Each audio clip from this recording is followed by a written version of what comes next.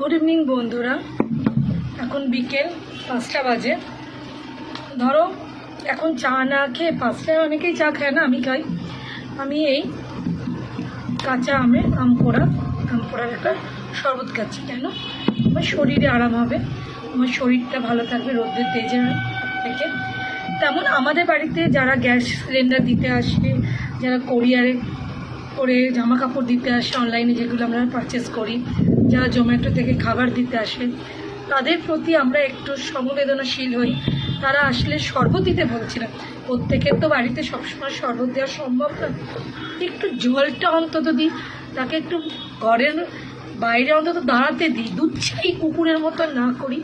আমি আজকে আমার বাড়ির পাশে একটা জিনিস দেখে সেই অভিজ্ঞতা থেকে তোমাদের বলছি, একটু মানুষের পাশে এই গরমের দিনে মানুষ হয়ে দাঁড়াই। এটা আমার